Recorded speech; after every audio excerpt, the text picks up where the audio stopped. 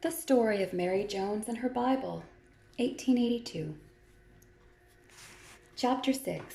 On the Way. A strong, brave heart and a purpose true are better than wealth untold, planting a garden in barren ways and turning their dust to gold. Oh, mother, oh, father, only think. Mrs. Evans has just paid me for that work I did for her, and it is more than I expected. And now I find I have enough to buy a Bible. I'm so happy I don't know what to do.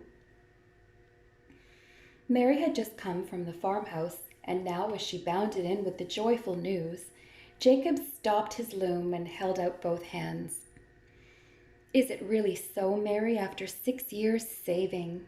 Nay, then, God be thanked, child, who first put the wish into your heart, and then gave you patience to wait and work to get the thing you wanted. Bless you, my little maid. And Jacob laid a hand solemnly upon his daughter's head, adding in a lower tone, and she shall be blessed. But tell me, father dear, said Mary after a little pause, where am I to buy the Bible? There are no Bibles to be had here or at Abergynolwyn. I cannot tell you, Mary, but our preacher, William Hugh, will know, replied Jacob. You will do well to go to him tomorrow and ask how you're to get the book. Acting upon her father's suggestion, Mary accordingly went the next day to Leckwed to William Hugh, and to him she put the question so all-important to her. But he replied that not a copy could be obtained, even of the Welsh version published the year before. Nearer then of Mr. Charles of Bala, and he added that he feared lest all the Bibles received by Mr. Charles from London had been sold or promised months ago. This was discouraging news, and Mary went home cast down indeed, but not in despair. There was still, she reflected, a chance that one copy of the Scriptures yet remained in Mr. Charles's possession, and if so, that Bible should be hers. The long distance, over 25 miles, the unknown road, the far-famed but to her strange minister, who was to grant her the boon she craved, all this, if it a little frightened her, did not for one moment threaten to change her purpose. Even Jacob and Molly, who at first on account of the distance objected to her walking to Bala for the purchase of her Bible, ceased to oppose their will to hers. For, said Jacob to his wife, if it's the Lord answering our prayers and leading the child as we prayed he might, it would ill become us to go against his wisdom. And so our little Mary had her way, and having received permission for her journey, she went to a neighbor living near, and telling her of her proposed expedition, asked if she would lend her a wallet to carry home the treasure should she obtain it. The neighbor, mindful of Mary's many little acts of thoughtful kindness towards herself and her children, and glad of any way in which she could show her grateful feeling and sympathy, put the wallet into the girl's hand and bade her goodbye with a hearty Godspeed you. The next morning, a fresh, breezy day in spring, in the year 1800, Mary rose almost as soon as it was light, and washed and dressed with unusual care. For was not this to be a day of days, the day for which she had waited for years, and which must, she thought, make her the happiest of girls, or bring to her such grief and disappointment as she had never yet known? Her one pair of shoes, far too precious a possession to be worn on a 25-mile walk, Mary placed in her wallet, intending to put them on as soon as she reached the town.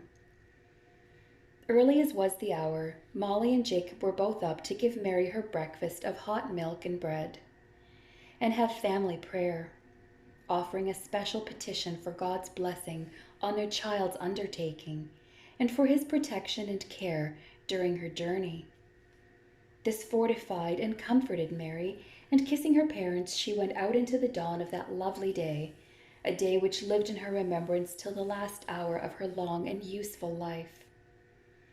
She set out at a good pace, not too quick, for that would have wearied her ere a quarter of her journey could be accomplished, but an even, steady walk, her bare brown feet treading lightly but firmly along the road, her head erect, her clear eyes glistening, her cheek with a healthy flush under the brown skin. So she went the bonniest, blithest maiden on that sweet spring morning in all the country round. Never before had everything about her looked to Mary as it looked on that memorable morning. The dear old mountain seemed to gaze down protectingly upon her. The very sun, as it came up on the eastern horizon, appeared to have a smile especially for her. The larks soared from the meadow till their trilling died away in the sky, like a tuneful prayer sent up to God. The rabbits peeped out at her from leafy nooks and holes, and even a squirrel, as it ran up a tree, stopped to glance familiarly at our little maiden, as much as to say, "Good morning, Mary, good luck to you." And the girl's heart was attuned to the blithe loveliness of nature, full of thankfulness for the past and hope for the future. And now, leaving our heroine bravely wending her way towards Bala, we will just record briefly the history of that good and earnest man on whom the child's hopes and expectations were this day fixed, and who therefore in Mary's eyes must be the greatest and most important person for the time in the world. But apart from the ideas and opinions of a simple girl, Thomas Charles of Bala was in reality a person of great influence and high standing in Wales, and had been instrumental in the organization and execution of much important and excellent work, in places where ignorance and darkness had hitherto prevailed. Hence the name by which he often went of the Apostolic Charles of Bala. He was now about 50 years of age, and had spent 20 years in going about amongst the wildest parts of Wales, preaching the word of life, forming schools, and using his great and varied talents wholly in the service of his Master. At the age of 18, he had given himself to the Savior, and his first work for the Lord was in his own home, where he was the means of instituting family worship and exerting an influence for good none the less powerful than it was loving and gentle.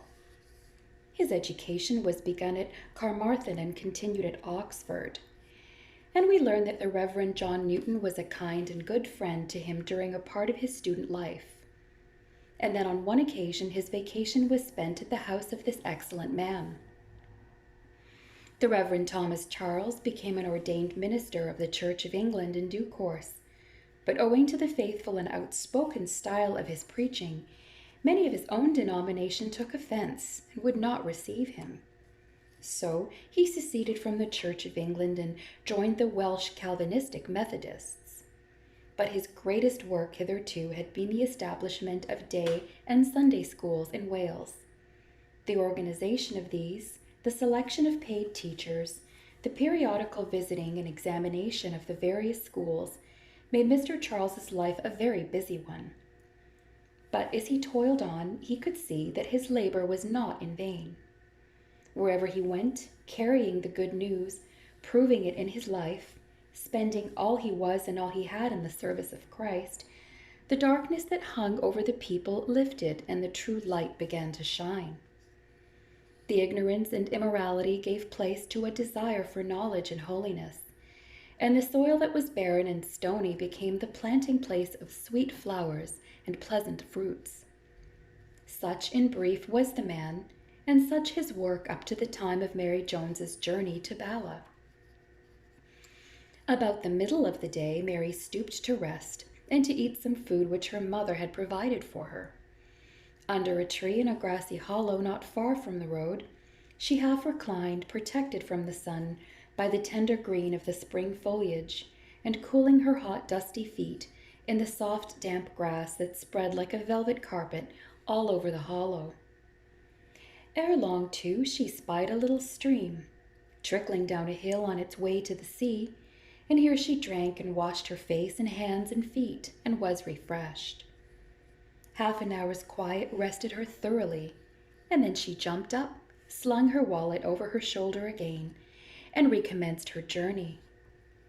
The rest of the way, along a dusty road for the most part, and under a warm sun was fatiguing enough, but the little maiden plodded patiently on, though her feet were blistered and cut with the stones, and her head ached and her limbs were very weary.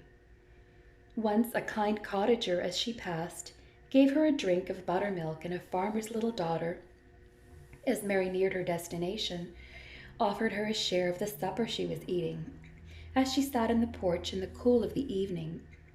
But these were all the adventures or incidents in Mary's journey till she got to Bala. On arriving there, she followed out the instructions that had been given her by William Hugh, and went to the house of David Edwards, a much respected Methodist preacher at Bala.